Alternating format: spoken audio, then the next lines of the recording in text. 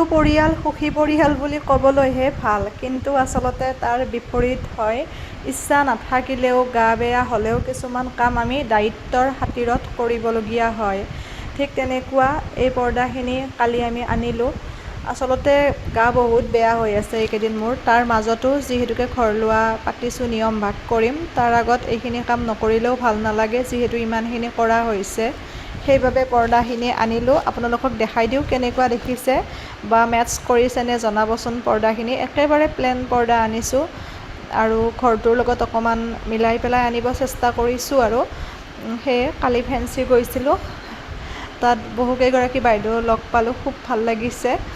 আচলতে কেনেকুৱা হৈছে, আমি সময়ৰ তাগিদাত বা নিজৰ ব্যস্ততাৰ বাবে ধৰক বহুখিনি আমাৰ সম্পৰ্কীয় মানুহকো যেন চিনি নোপোৱা ধৰণৰ হৈ গ'ল।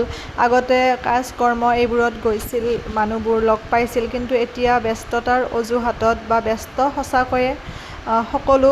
গতিকে তেনে ক্ষেত্ৰত মানে কিছুমান আপোন মানুহক, ঘৰুৱা মানুহকো আমি চিনি নাপাওঁ। এতিয়া মা দেউতাক চিনি পায়, কিন্তু মোক বহুতে চিনি নাপায়। কিন্তু এটা কথা ভাল লাগে, এই ছ'চিয়েল মিডিয়াৰ মাধ্যমেৰে আচলতে বহুতে চিনি পাইছে যে মই দেউতাৰ ছোৱালী বা এইখন ঘৰৰ। যিহেতু মই মাজে মাজে ভিডিঅ'ত দেউতাক দেখাই থাকোঁ বা মাকো কেতিয়াবা দেখাওঁ সেই ফালৰ পৰা। কিন্তু যদি মই নেদেখালোহেঁতেন হয়তো মোকো নাজানিলহেঁতেন মই কোন বা তেওঁলোকৰ যে মই ৰিলেটিভ হওঁ, তেনেকুৱা। সেইবাবে ভাল লাগে। ছ'চিয়েল মিডিয়াৰ আচলতে বহুতখিনি পাৱাৰ আছে, যদিহে আমি ভালভাৱে ব্যৱহাৰ কৰোঁ প্ৰত্যেক ক্ষেত্ৰতে, আৰু বহুত সহায় হয়। ঠিক তেনেকৈ মোৰ এই ঘৰটোৰ ক্ষেত্ৰত, চিলিং লগোৱাৰ ক্ষেত্ৰত, কালাৰ কৰাৰ ক্ষেত্ৰত, মানে সকলো কামতে ছ'চিয়েল মিডিয়াৰ ভালেখিনি মানে মই ধৰক এটা উপকৃত হৈছোঁ। তেনেকুৱা আৰু কিছুমান কাম এতিয়া ধৰক আমি তেনেকৈ ছ'চিয়েল মিডিয়াৰ মাধ্যমেৰে কৰিব নোৱাৰোঁ, চিনাকি হ'লেও বা কোনোবাই কামটো কৰি দিম বুলি ক'লেও। কাৰণ যেনে ধৰক ৱাৰিঙৰ কাম বা তেনেকুৱা পানীৰ কাম, এইবোৰ যিহেতু ৰিস্ক হয়। কিন্তু বাকী নৰ্মেল কিছুমান কাম মই যেতিয়া ঘৰটো বনাইছিলোঁ, বহুতে মোৰ লগত কণ্টেক্ট কৰিছিল যে বাইদেউ এইটো মই কৰি দিম, এইটো মই কৰিম, তেনেকুৱা। আৰু তাৰোপৰি মোৰ ঘৰত যিমানখিনি ধৰক এতিয়ালৈকে কালাৰ কৰাই হওক, চিলিং লগোৱাই হওক, তেওঁলোকে যথেষ্টখিনি মানুহ পাইছে এতিয়ালৈকে মোৰ কামটো ভাল দেখি পেলাই। তেনেকুৱা আৰু আমি ইজনে আনজনৰ লগত তেনেকৈ চলিব লাগিব। কাৰো বেয়া চিন্তিব নালাগে। খালী যদি ভাল কৰিব নোৱাৰোঁ তেতিয়াহ'লে বেয়া কৰাৰ অধিকাৰো আমাৰ নাই। যদি সহায় কৰিব নোৱাৰোঁ একো নাই, আমি তাৰ পৰা অন্ততঃ অকণমান তেওঁক অনুপ্ৰেৰণাটো দিব পাৰোঁ। তেনেকুৱা আৰু কথাবোৰ। প্ৰত্যেকটো কামে ল'ৰা ছোৱালী বুলি কথা নাই, চেষ্টা কৰিলে, কষ্ট কৰিলে সকলোৱে কৰিব পাৰিব। সেইখিনি অভিজ্ঞতা হৈছে আৰু কিবা এটা বহুত ডাঙৰ কৰিব পাৰিছোঁ যে তেনেকুৱা বুলি ভবা নাই আজিলৈকে। কাৰণ সপোন বহুত আছে, লক্ষ্য আছে, উদ্দেশ্য আছে। সেইখিনি আগত লৈ চাওঁ কিমান দূৰ আগুৱাই যাব পাৰোঁ। যিহেতু উদ্দেশ্য ভাল, তেনেকৈ ভাবিছোঁ। আৰু তাৰোপৰি মৰম, আশীৰ্বাদ এইবোৰ লাগিব আপোনালোকৰ সদায়, ভগৱানৰো কৃপা লাগিব। এয়া পৰ্দাখিনি ভাল লাগিছেনে জনাবচোন, ঘৰটোৰ লগত মিলিছেনে। বহুতখিনি অভিজ্ঞতা হ'ল ঘৰটো বনায়ো আৰম্ভণিৰ পৰা। কিন্তু এটা ভাল লাগিছে যে সপোন আছিল মা দেউতাক ঘৰ এখন উপহাৰ দিব পাৰিম। একেবাৰে সাধাৰণ ছোৱালী মই, সেই কথাটো বাৰে বাৰে কৈছোঁ। কোনো ধৰণৰ মানে সংকোচ কৰিব নালাগে মোক মাতিবৰ কাৰণে বা মোৰ ঘৰত আহিবৰ কাৰণে। কিন্তু খালী এটাই অসুবিধা মোৰ ঘৰত আহিলে এবাৰ জনাই আহিব। কাৰণ যদি মই নাথাকোঁ হয়তো ভালকৈ ধৰক অকণমান মাত লগাবলৈ বা আপ্যায়ন কৰিবলৈকে মোৰ ঘৰত মানুহৰ অলপ অভাৱ হয়।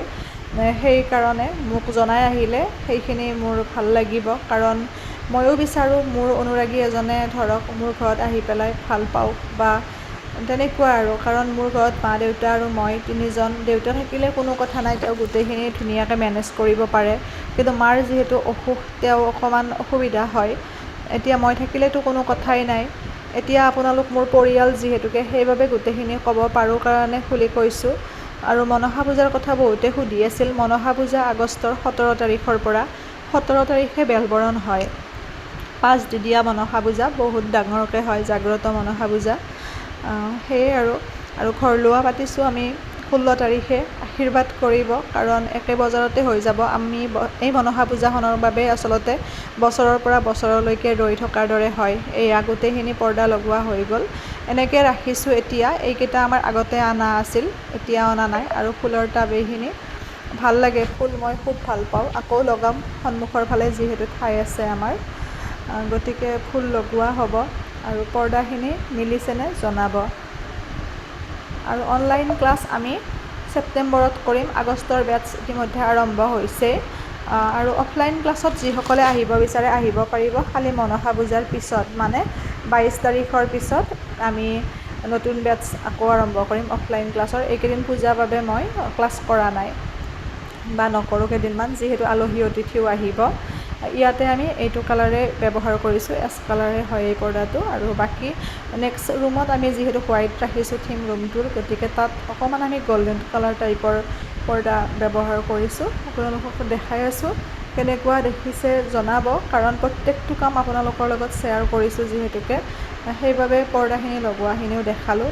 মানে বহুতে কৈ আছিল পৰ্দা লগোৱাৰ পিছত দেখাবা বা এনেকুৱা কালাৰৰ পৰ্দা লগাবা কৈছিল, সেইবাবে। আৰু আমি পুৰণা ঘৰৰ পৰাও আনিছোঁ, এই গডৰেজটো আনিছোঁ, লগতে এইটো আমি শ্ব'কেছটো আনিছোঁ। তাৰপিছত আমাৰ বাথৰুমৰ কাম অকণমান বাকী আছে, পানীৰ কানেকশ্যনটো আমি দিয়া নাই, পূজাৰ পিছত দিম। এয়া বাকী সকলোখিনি কাম হৈছে কিছু পৰিমাণে। বহুত মৰম দিছে আপোনালোকে।